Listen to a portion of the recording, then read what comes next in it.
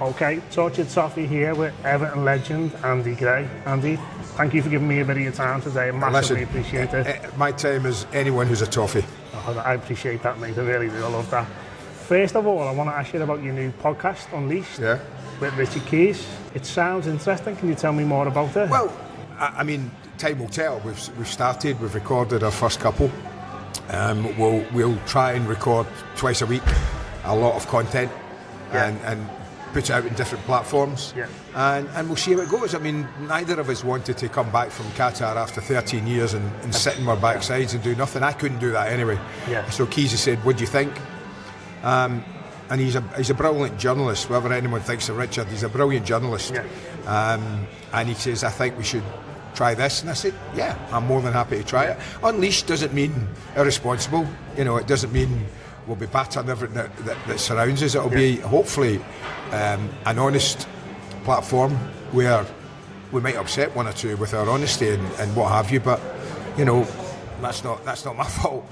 But I'm looking forward to meeting a lot of people, talking to a lot of people, and having an opinion ourselves again back in the UK. So listen, we'll see how it goes. We hope it will be successful, but that's down to everyone out there. The first couple of weeks here have been full on.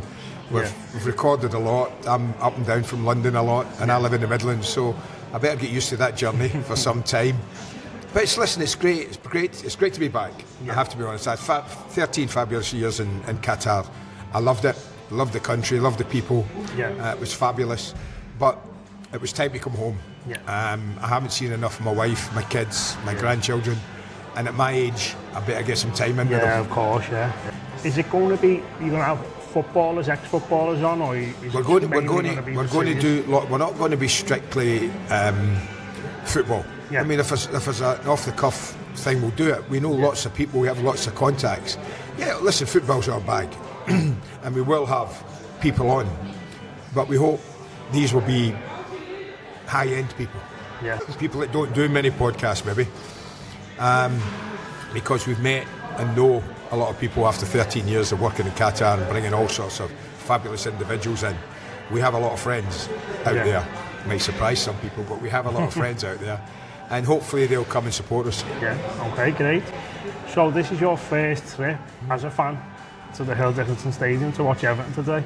What do you think of the stadium, just from the outside so far? Well, I've been in it when it was nearly finished. I came and did a piece for BN Sports, and I was in the stadium with James Tarkowski and Dwight McNeil, and we did a walk around the stadium, and it was looking fabulous then. But this is the first time I've been in with 50,000 plus people in it. So I'm really, really excited about it. I think the stadium looks fantastic. It's sad. As someone who has many, many happy memories of Goodison, it was sad to leave it, but it was a right decision, I think. We had to get more people in the ground. We had to move into the next century, and we've done that. I was going to ask you about Goodison. Do you think for a good few years Everton will miss Goodison at first, massively? I think we missed it last year. I'm hoping that year of settling into the Hill Dickinson has served us well, and that today will be a good barometer. How far there'll be stuffy Palace. It'll be hard to break down. Our home form's not been that good, not been good enough. Put it that way, for anybody, for David, for the players, for anyone. So that's something that has to improve. And today's a good barometer of where we are and what we need to do. Okay. Can I just ask you, going back to Goodison, what is your favourite memory of your time when you were at Goodison? It's easy. Bayern Munich? It's easy. I'll be amazed if anyone who was involved in that game doesn't answer that the same. Who was there? And a lot of the boys were there a lot longer than I was, and had many glorious moments, maybe many more than I did, but I've yet to meet anyone, Reedy, Sharpie, any of them. Right, going on to this current Everton team, how do you think they'll fare this season, and do you think they're still lacking a bit? Listen, you're always looking to improve. Spoke to Reedy in the week, and he says, right, what 3 things do we need for the new season to improve on? What do we need? I said to him. And I agree with him. I think we've got a problem at right back. Seamus's retirement. And what's disappointed me is I really thought Nathan Patterson was going to be the answer to Seamus leaving.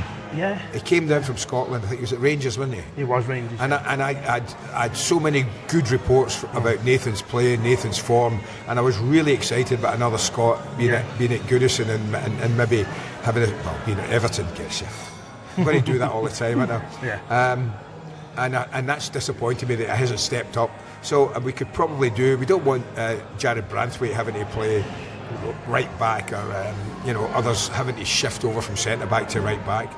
That's not what we want. So we need a right back. Our home form needs to be better. I don't think I'm being out of turn here in saying that. People say you survive with your home form. Well, we survived with our away form because it was much better. We did. Much better. And listen, you won't be surprised to hear we need to find goals. Of course, yeah. We need to find goals. Which leads me to my next question. Prime Andy Gray, how does he do in this era in that Everton side? That's a bit unfair because Prime Andy Gray was playing for a prime team at Everton with some unbelievably good players. And listen, I'd like to think I'd score more goals than the centre forwards have been scoring. Yeah. I'd like to think that, but I don't know. You make things happen. I think that the boys that play up front, the two lads that have shared the majority of the workforce there, they themselves know that they're kind of young, they're kind of inexperienced, and maybe not in age, but in experience-wise in football. I don't know. I'm hoping that as a couple of years that they've had now in this league, that this season they will step up to the plate, and one of them at least will start maybe scoring on a regular basis. I don't know. I think Brennan Johnson's a good signing. Yeah. I think he'll add to that. His numbers at Tottenham are good. Yeah. For somebody who plays wide, his numbers were good. It would be great if we could add that to the team as well. Yeah.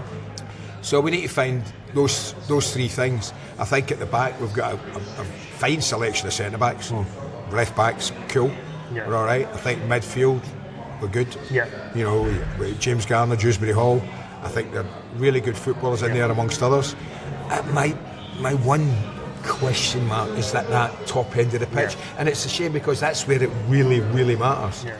I mean, the boys at the back in midfield will stop you losing games. Yeah. But it's the boys at the other end that have the responsibility of winning games. And I agree. If we get that right, I said to Keezy, I see no reason why we shouldn't be pushing top six. I really don't. I think David's now in there, perfect for me to have Moisey as coach. He's much better coach than people give him credit for. He wins a European trophy with West Ham. Wow, who's ever done that with West Ham? Ever? Yeah. So that takes a bit of doing. So I'm looking forward to seeing him today and having a wee chat with David. But I think we'll be better than last season. I really do believe that. And I think and I hope we'll be pushing top six. Okay. And would you like to see Jack Grealish return? Yes. Yeah. Yes. I recently had lunch with Jack's dad. Oh, really? I don't think I'm talking out of school. Yeah, he lives in the Midlands, Kevin, and we've known each other since the World Cup. So we had a little lunch together talking about Jack, and I was trying to work out what was happening. Jake, the one thing I would say is whether he stays or whether he comes back or whether he doesn't, Jack's loved it. Yeah, loved it. He was totally blown away by the club. Yeah, I know that from his dad, and the way the fans took to Jack was sensational. Jack's more than a player. He's an ambassador, and I think Everton found that out. Yeah. He's a fabulous young lad. He's good with everybody. He's great with kids. He's great with all the people, fans. Yeah. Fabulous. I hope he stays. I'm biased. I hope he stays. I hope he stays too. If I did try to say to Kevin, Kevin, listen, come on. If he goes back to Man City, is he going to play regularly? Come on. If he comes to Everton, he's going to play every week. Come on. Yeah. And so I don't know if it's worked. And I do think Moisey loved him as well. Yeah, he did, and quite right. He's a lovable dog almost, Jack. You would say. Yeah. Lovable. I love Jack, and I hope he comes back. He's got great qualities. Yeah. Experience as well has been one of the ones that you need. Yeah. Okay. So final question: can you give me the top 3 Everton players to look out for going into this season? Wow. Well, I think 3 I would hang my hat on. Who we need to play well. You've got to have the England's best goalkeeper. If you're England's number 1 in goal, I agree. You're going to need him to play well. Yeah. I want Jared Branthwaite to have an injury-free season. Yeah. Because the boy's a talent.